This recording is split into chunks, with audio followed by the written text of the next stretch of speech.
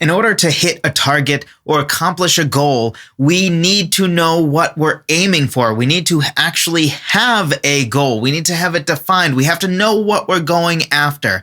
So let's talk about 3 goals for our first verse. The first goal for our first verse is simply to deliver imagery that can inform the rest of the song. In fact, Pat Pattison, in his book on writing better lyrics, talks about how if you put imagery at the beginning of a song, it sort of works like putting paint high up on the wall. If you just put a splotch of paint there, then gravity will do the rest of the work and have it sort of pour down the wall. So in the same way, if you put your imagery early on, that will inform the rest of the song. Because if you save imagery for later in the song, it's kind of too late to contextualize what came earlier.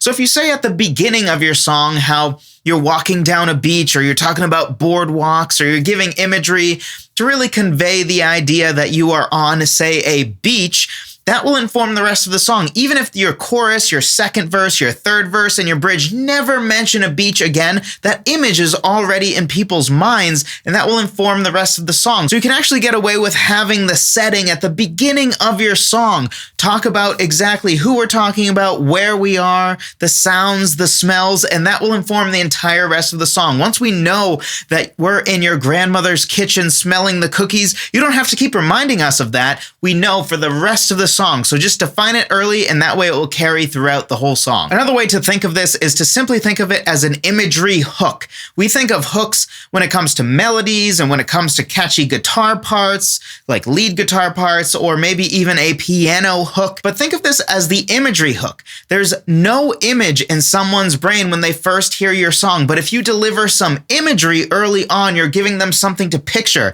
They're now picturing people walking on a beach or your grandmother's kitchen. So thinking of it as an imagery hook sort of gives you this idea of, hey, this is a good way to be able to hook people in and get them invested, because now they're relating to, oh, I remember how my grandmother's house smelled and how the kitchen was wonderful with all the cookies and all whatever else, because now they can imagine it because you've already given it to them early on, and it hooks them in for the rest of the song in a similar way to a good piano riff or a great vocal melody. For the next 2 goals, I'm actually going to give an analogy to help us talk through this, and that is that your first verse is very much like a pilot episode of a TV show. So if you don't know, a pilot episode of a TV show is just the first episode. So one of the goals that we can learn from sort of equating our first verse with a pilot episode is that our first verse should give the setting of the song and generally give us a vibe of where the song is going. So if you think about a pilot episode, if the first episode of a TV show seems like it's a comedy, but then by episode 3 or 4, it's apparent that this is actually a very serious sci-fi show, then what's going to happen? Well, all the people who were initially hooked by that pilot episode are going to be disappointed and then tune out because they're like, I signed up for a comedy. What is this? This is sci-fi. This isn't what I wanted. And then all the people who would have loved a sci-fi show might actually end up never getting to the point where they realize it's a sci-fi show because they started watching the show, but when they watched the pilot episode, it advertised itself like it was going to be a comedy. So in a similar way, while our song certainly can have plot twists, we should generally have a vibe of what the song is going to do fairly early on. If you're going to have a catchy jazz track that's about the beauty of life, that probably shouldn't start with a somber piano part that has no jazz-like elements to it,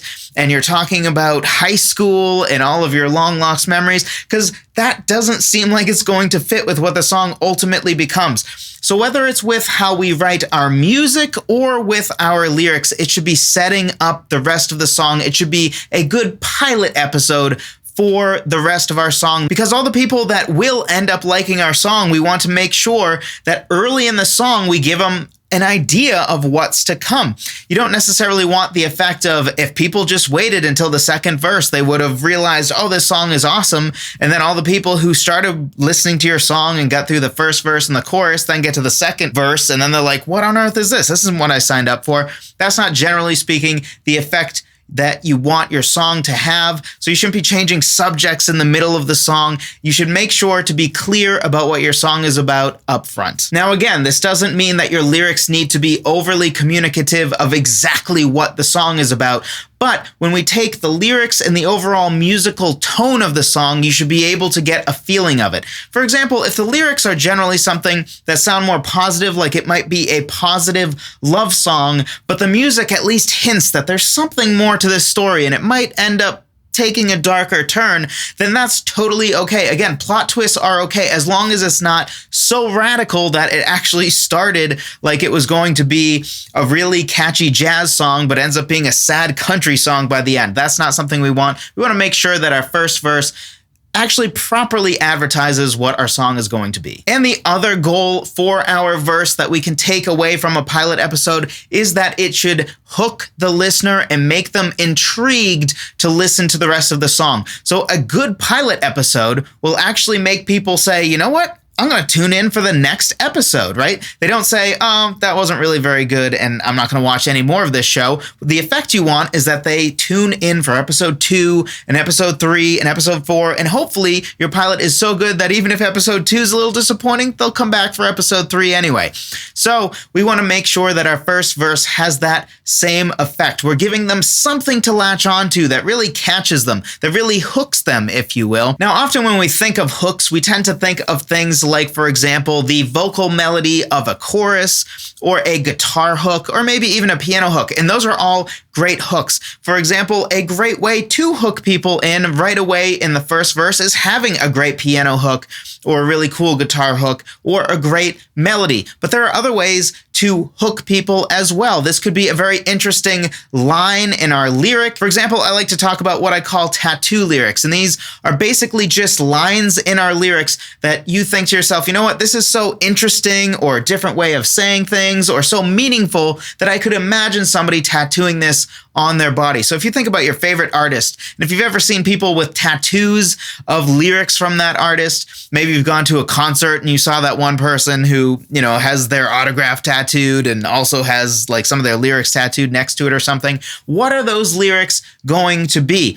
They tend to be some of the same lyrics over and over again from artists. And sure, they tend to be the hits, but they also tend to be more meaningful lines, the lines that really stand out in the context of a song. So if we can deliver a tattoo lyric early on in our song in that first verse to really hook people and be like, oh, that was a really interesting way of saying that, that can be another great way to make sure that we are quickly getting people to become invested in our song, to become intrigued into where our song is going, and already think, you know what? I want to hear more of this. Let's turn the volume up rather than turn the volume down and talk to the person in the passenger seat. So hopefully this was helpful to you. If it was, something else I'm sure you'll find helpful is my 6-step lyric writing checklist. I know that lyric writing can be some of the hardest part of songwriting. I think a lot of songwriters don't even like lyric writing. They see it almost as a necessary evil sometimes because it can be frustrating. But I think this is just because we set ourselves up to fail. If you just have a blank page in front of you and say, improvise poetry, of course it's not going to go well. None of us are that good at coming up with great, meaningful, deep words off the top of our heads, or maybe I shouldn't say none of us, but very few of us. Don't ask yourself to do that. Your favorite authors didn't write that great chapter of that great book on a first draft, right? They didn't just type it out that way and that's how it went out. Like, no, it went through several revisions, maybe even 10, 20, 30 revisions.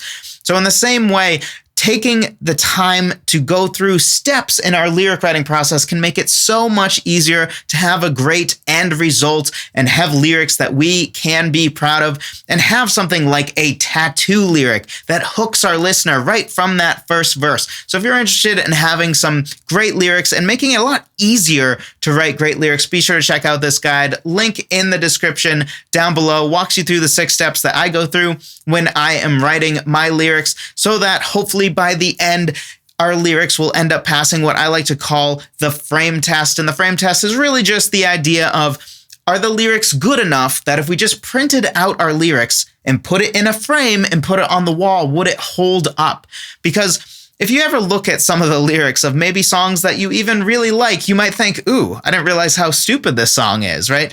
A lot of pop songs are great examples of this, where the catchy melody and the cool music and the catchy drum beat can really make you not even realize how dumb the lyrics actually are, because they work as a crutch. The music and the melody and all the other elements of a song can be a crutch that make lyrics sound better than they actually are. But if you want to have a truly great song, a great way to do that is make sure that at every level it's great. Make sure the melody is great on its own. Make sure that the instrumentals are great on their own. Make sure also that the lyrics are great on their own. And I think a great way to do that is to make sure that it passes the frame test. So if you're interested in that, be sure to check out this free guide.